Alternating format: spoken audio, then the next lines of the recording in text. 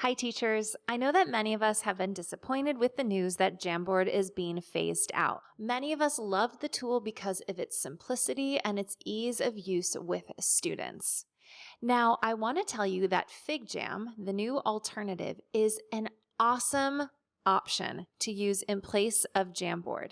While FigJam has tons of bells and whistles and it makes it even better than Jamboard, I want to let you know today that if you want to just use FigJam, just like a Jamboard, very simple, very basic, you can do that too. So today I'm going to show you exactly how to do that without overwhelming you with any of the other features. This is a copy of one of my free Jamboards. You can see on the left-hand side that these are the tools that you've been used to using.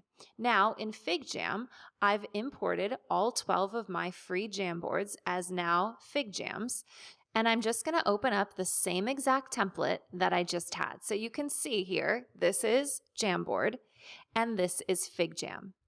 Now, at the bottom are the tools that you will be using. You can already see there's a marker, there's the sticky tools, there's the shapes, here's the text tool, and here's the select button. Very, very similar. On the left-hand side, I've also included the keyboard shortcuts for those same tools. So I'm here in FigJam. I'm going to get rid of this word type, and I want to have my students come up with other words for happy. All right, so I can just type in happy here. I can change the size of the font here. I can even type in a number. I can change the color just as you would in Jamboard. You can also change the font if you want. Again, I'm not going to get into the extra things that FigJam has. All right, next, if you want to add a sticky note, you'll just click sticky note at the bottom, and then you can choose the color of the sticky note and simply click where you want it to go and type in whatever it is that you want it to say. So let's say I want to type in elated. I can put that in here. I can change the font size to make it nice and big, and I can click on the sticky note just as I could in Jamboard to make it bigger. A side note, you can already see that my name is on here, so you'll actually be able to see which student wrote which sticky note going forward. All right, let's say I want to use the marker tool. I'll just click at the bottom and click marker. I can draw something on here. I can write. There's also the highlighter tool. You can also change the color of the pen as well. Now to erase, you'll just click the eraser and you can click and it'll just disappear. You don't have to spend time scribbling out like you did in Jamboard.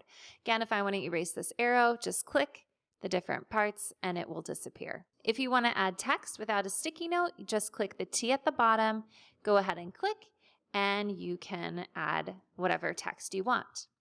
If you want to insert an image, you can do that as well. The keyboard shortcut is Control-Shift-K.